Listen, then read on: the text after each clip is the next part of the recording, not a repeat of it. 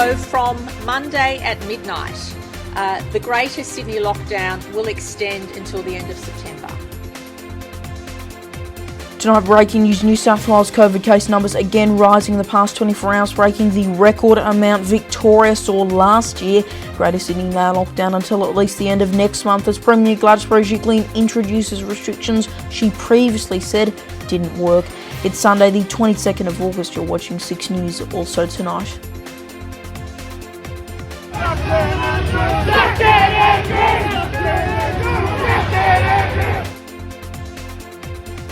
Victoria back under a statewide lockdown as hundreds turn out to protest the new tougher restrictions put in place for Metro Melbourne. Despite that, cases continue to rise from St Kilda to Shepparton.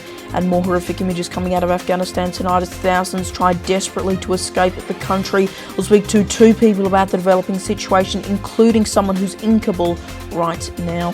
Good evening, everyone. We've got a lot of breaking news to get to this evening from right across the country and around the world, including that incredible finish in the AFL, Hawthorn versus Richmond, Silk's last game, Sean Burgoyne, the game ending in a draw. An incredible finish. We'll show you all the highlights. But we begin tonight with the latest out of New South Wales as the state's COVID-19 crisis continues to worsen.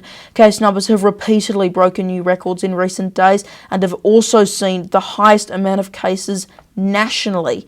And as Premier Gladys Berejiklian introduces restrictions like a curfew that she previously said didn't work, it's been confirmed that Greater Sydney will be in lockdown until at least the end of next month. Reporter Lincoln Holmes begins our special coverage.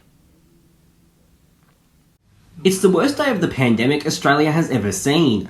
New South Wales yesterday recorded 825 locally acquired COVID-19 cases, just 24 hours after authorities announced higher restrictions for several parts of the state. Delta doesn't leave any room for error. Previously, the record amount of cases stood at 725. That was recorded in Victoria last year, but that number was revised down to 687. Yesterday, that number was beaten by more than 100. We had 120,000 people that came forward to get vaccinated, and we can't stress enough how important it is for that to continue. A curfew is among several tighter restrictions imposed by several local government areas in Sydney, something the Premier reportedly pushed back on this year. Everything we did is worth trying in Sydney right now, like a curfew, for instance. They haven't demonstrated they work. Policy positions that may have worked in the past aren't going to have effect with Delta. Gladys Berejiklian is showing no willingness to follow Victoria's curfew strategy. We will be implementing curfews in those local government areas of concern from Monday. Protesters yesterday were far smaller than what was seen last month, but despite the modest turnout, a number of arrests were made. The lockdown for all of Sydney has been extended until at least the end of next month, and heavy restrictions are also expected to continue across regional areas. Lincoln Holmes, 6 News. An organiser of last month's anti-lockdown protest in Sydney has been sentenced to 8 months jail in New South Wales. 29-year-old Anthony Khalif was arrested by police in Sydney after travelling from Queensland, which is in breach of the state's public health orders. He pleaded guilty to 4 counts of not complying with a direction relating to COVID-19, encouraging the commission of crimes and false representation resulting in a police investigation. He's now been sentenced to a maximum of 8 months in prison with an on-parole period of 3 months. The situation in Victoria has rapidly escalated over the weekend. Regional Victoria is now back into lockdown after a significant rise in cases in the northern city of Shepparton. In the metro region, the St Kilda cluster also continues to create concern because of a large amount of so-called mystery cases. But that's all despite tougher measures being put in place by Premier Dan Andrews, all of which being slammed by anti-lockdown protesters who marched through the CBD yesterday chanting freedom as they clashed with police. Senior reporter Darby Travers has the latest from Melbourne. Victoria has recorded 65 new locally acquired COVID-19 cases overnight on the first full day of another statewide lockdown. Of that, 55 are linked to the known outbreaks, with 10 under investigation. 16 of the cases were announced yesterday, all of which linked to the growing cluster in the regional city of Shepparton, where some testing sites have had to close early due to an increased demand for test results. It all comes as authorities slam hundreds of protesters who marched in a Freedom Day rally in Melbourne CBD yesterday, which turned violent near Flinders Street Station. Police say a number of officers were injured and 6 had to be taken to hospital, including 2 with suspected broken noses. Over 200 people were arrested and just under 240 people fined around $5,500 each. The authorities saying they had no choice but to use non-lethal weapons like pepper ball rounds, stop the crowds from throwing glass bottles and setting off flares. On social media platforms like Telegram, organisers of the protest labelled it a success, with several other rallies in a number of Aussie cities. The ACT Chief Minister says the Territory's coronavirus lockdown is working, but has continued to warn of a number of ongoing risks. Andrew Barr has told reporters that he will act with extreme caution when deciding if the lockdown should end, and says it would require several back-to-back days of 0 cases. Authorities say the virus is mainly spreading amongst younger people. Around 40% of cases being linked back to people. 40% of cases are being linked back to people under the age of 17, and just under 50% are aged between 18 and 44, according to the ABC. Jacinda Ardern has pointed the finger at New South Wales as an example of how the Delta variant can still spread even with a lockdown. In New Zealand, thousands of contacts from their latest cluster have been found by authorities, with the country's Prime Minister saying compliance of the lockdown, had been outstanding. Despite vaccination rates really reaching daily records, testing has remained relatively low, with the country's Deputy PM warning things will get worse before they get better. The initial COVID case has now been linked through genomic testing to the Sydney outbreak. Now to the ongoing situation in the Middle East, as we continue to learn more about what Afghanistan under Taliban rule will look like. Over the past few days, we have seen shocking images coming out of the country, many of which taken at Kabul airport, where thousands have been trying desperately to flee. Photos like this making headlines, where a baby was handed to US forces, now thankfully safely reunited with its father. But for so many others, hope is being lost. Now in a moment, I'll be speaking to a PhD candidate from the University of Queensland who is in Kabul right now. But first, to his take, let's go live to Peter Musafiriadis, who is the CEO and founder of Cultural Infusion and a self-described cultural entrepreneur. Peter, thanks very much for your time tonight. Can I just start off by asking what your reaction was to seeing what's been happening in Afghanistan? My first reaction was we had the US, Australia, the UK, and a whole lot of other countries that went in there back 20 years ago. They spent literally thousands of billions of dollars were spent in trying to rebuild this nation, and it all collapsed literally in a few days. So what does that tell you? And the Taliban were made up of 80,000 soldiers. The National Army of Afghanistan was 300 soldiers. What does it tell you in terms of the resistance? There was literally no resistance. What does it tell you in terms of what people thought of the coalition in Afghanistan during this time? And I think what this says, the message that it sends, is that if you're going to go anywhere, you need to think about the culture of the people. You need to build bridges of understanding. And I know that the US started some of those discussions a few years ago, but they needed to start that right from the onset, the moment they went in there. Look, you mentioned culture there. Can you actually explain for those who may be unaware what the main aspects of Afghanistan's culture actually are? Well, I always like to say, because my heritage is Greek, one of the major ethno-linguistic groups that went into that part of the world 2,300 years ago and managed to stay there for a long time were the Greeks, the Indo-Greeks. Alexander went in there around 330 BC, and they stayed there for 300 years. Now, there's been so many other empires since then, and empires before that as well. And, we had the Russians recently. Before that, we had the British in there. And then the United States went in there as well. And we thought the United States was going to achieve so much in this short period of time. In 20 years, we thought, well, yes, they can achieve something. But is it a success? Is it a failure? I come to you and I give you all the money in the world, but if I don't develop a friendship with you, if I don't develop pathways of cultural understanding, and if I come to this discussion from what we call this our own value-centric or this own ethnocentric perspective, which is basically saying that I'm going to initiate this discussion based on my values, on my social norms, on my way of thinking without making some compromise, then peace is going to be pretty difficult. And yeah.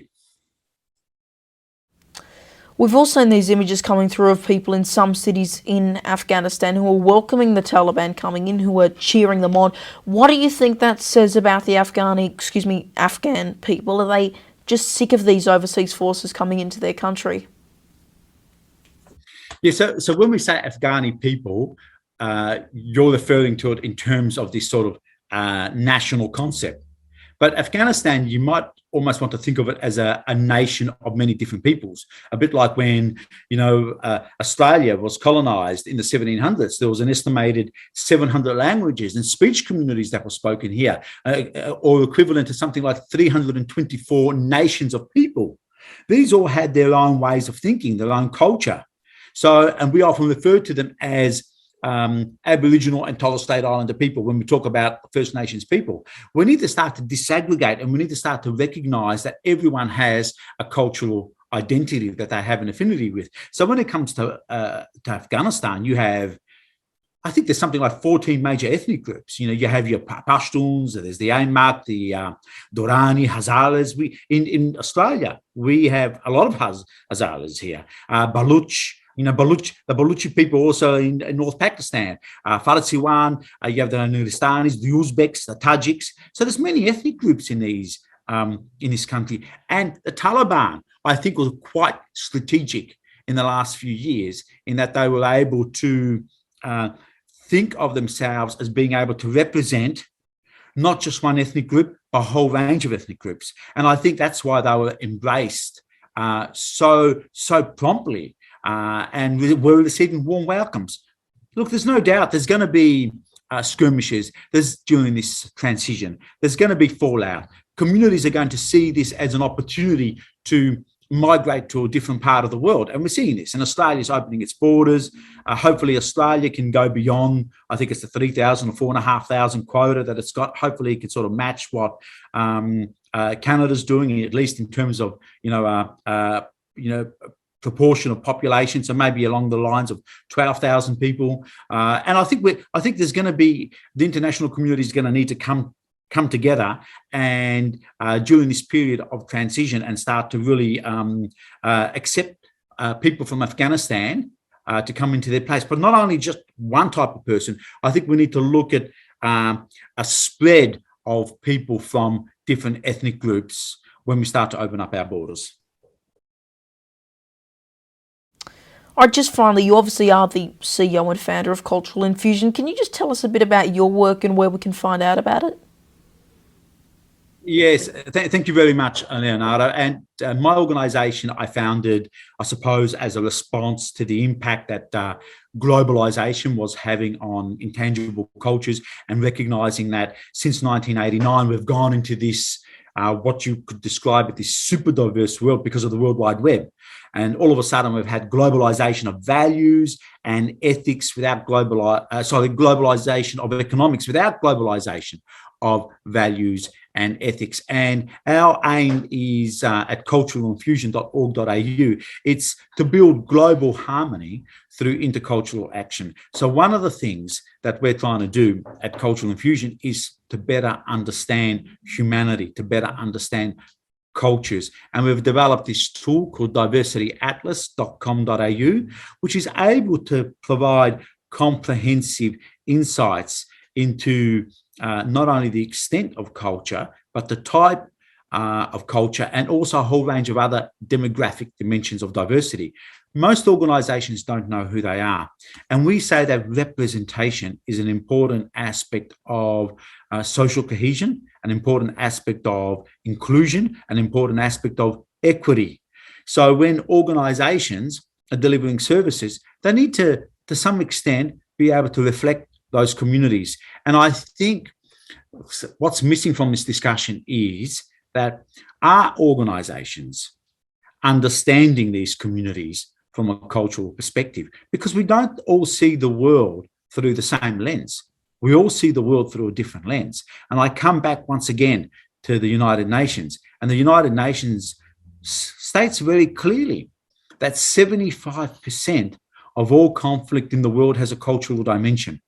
So whilst diversity is an incredible asset, it also is able to provide solutions to being able to find ways to peace. But the only way we can do that is through a measurement approach. And that's what we do with Diversity Atlas. It's being able to really discover who communities are as a vehicle to building intercultural competencies. Right, we'll leave it there. Peter Musferiadis, thanks very much for joining us tonight. Thank you very much, Leonardo. All right, and earlier I spoke to Mujib Abid. He is a PhD candidate at the University of Queensland and is actually in Kabul right now. I started off by asking what the mood currently was on the ground in Afghanistan. Thanks for having me. Look, it's a bit unexpected, I think. It caught a lot of people off guard, including the population of the city of Kabul. So I imagine a lot of people, including myself, we are kind of processing what has happened in such a short span of time. Generally speaking, it is still calm. I think a lot of the expectations that may have been in place, or a lot of the angst and fear that may have been in place, I think those kind of fears haven't necessarily come true yet. That being said, of course, it's very early on. Look, whatever optimism or a cautious optimism that there is, it's very momentarily. It's very kind of, confined to the now and the present, and anything could happen. And I think that is going to kind of the general sense that I get from the city as well. What do you make of Joe Biden's response to the situation? We know in an interview with the ABC America, he almost dismissed the Afghans falling off the plane as it happening 4 to 5 days ago. What's your take?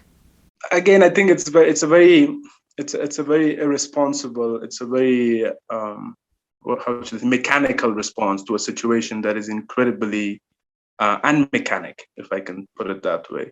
I think there was always room for a much more nuanced, much more considerate approach to dealing with this final chapter of the Western intervention in Afghanistan that has, categorically speaking, all across the board, been missing, unfortunately, in Washington.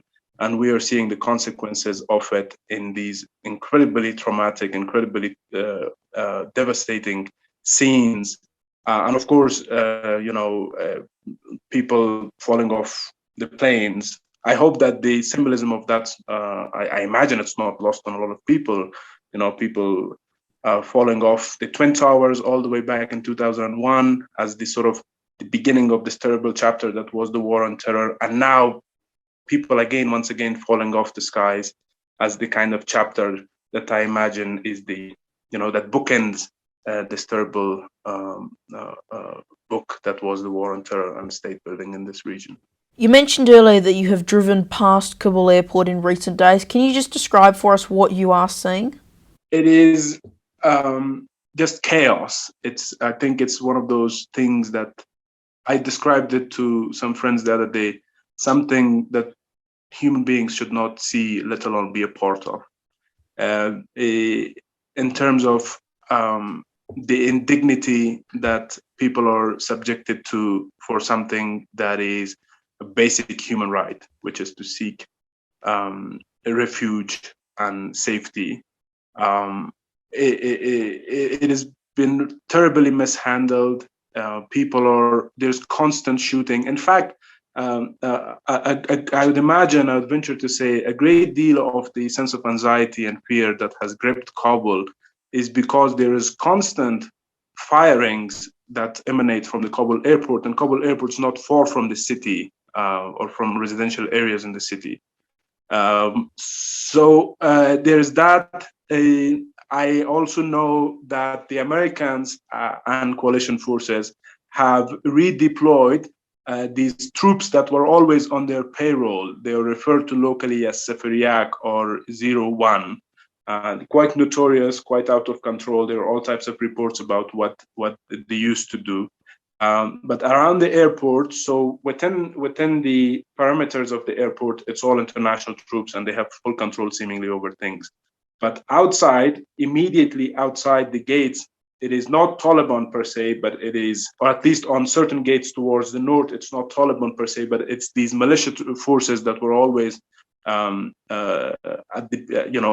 at the behest of and were paid by the CIA and other Western international intelligence bodies. And then sort of there's another line, which is where you find Taliban militiamen and fighters. So that only, to me, these kind of three different lines of control, it only adds to the chaos and anxiety of the people who has to then take this incredibly risky, incredibly dangerous journey in the hope of making it to the gate and then hopefully eventually making it onto one of those military planes. Should countries like the US, the UK and Australia take in more Afghan refugees and give them special consideration given these current circumstances? Absolutely. They have to. They have a responsibility to do that. You don't just abandon people who worked for you out of choice or out of a lack of other alternative means of livelihood. A massive part of the Afghan population, have been involved with in different capacities with the international community and its presence here. So you can't just abandon those people.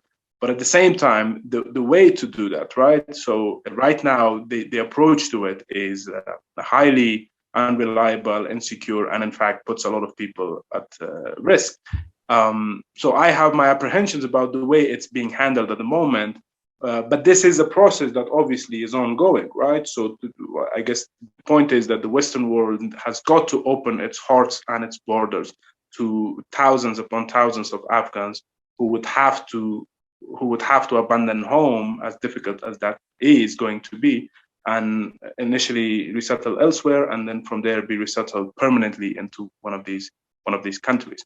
That I think a migrant or refugee crisis is something that is predicted elsewhere, and I certainly predicted as well. And I imagine the process has already started of mass involuntary movement of people across borders.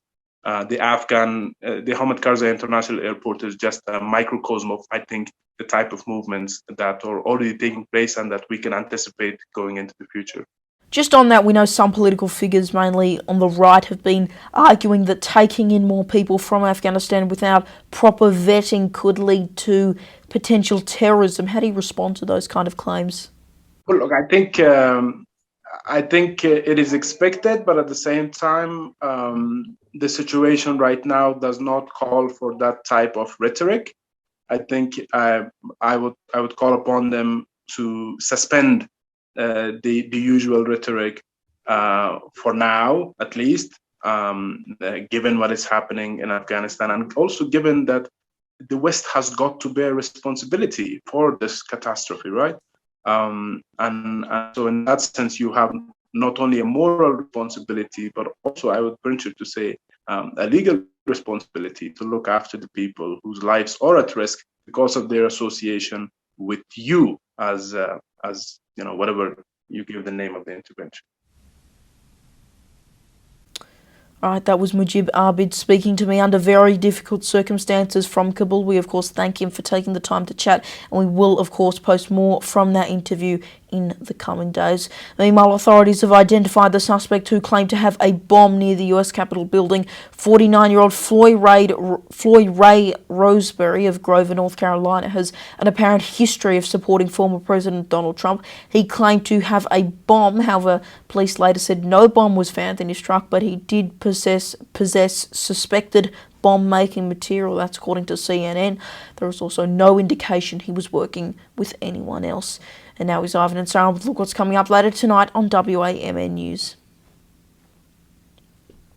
Thanks, Leo. Tonight on WAMN News, WA's top doctor fears for COVID leak after immigration detainees moved from Sydney's hotspot. Afghan Australians demanding further assistance as evacuation chaos continues in Kabul. New South Wales categorised as extreme risk as cases continue to stay high. Plus, Dr Andrew Miller's comment. Join us tonight on the WAMN News Facebook page and YouTube channel. All right, thanks both Arvid and Sarah there. Now tomorrow's forecast right across the country. Brisbane, partly cloudy, a top of 25, 24 and heavy rain in Sydney. Not many places to go there. 13 degrees in the nation's capital, Canberra. Also 13 in Melbourne, so some gloomy weather for lockdown people.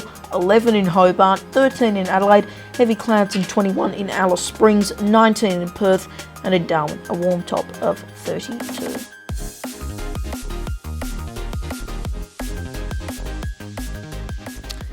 And finally tonight, just take a look at this. It is the image dominating the AFL world right now. A last-ditch attempt from Sean Burgoyne to stop a soccer kick from Jack Riewoldt that drew the Hawks-Tigers match with just a few seconds remaining. It was Burgoyne's last ever game after 407 matches, a record for Indigenous players. It was also the final game for coach Alistair Clarkson following 4 premierships, and it was also the final game for Richmond's David Asprey, and Batcher Huli was not playing, however. Richmond kicked 5 goals in the final quarter, which saw the scores become level. But again, huge congratulations coming from both teammates and opponents for Burgoyne following almost 20 years of playing in the AFL. And that is 6 News for this Sunday evening. You can stay up to date with the latest headlines by heading to our website 6newsau.com and by following us on social media, Facebook, Twitter, Instagram, TikTok and Lid. Just search 6 News AU to find us. I'm Leonardo Puglisi. Thanks for your company. Good night.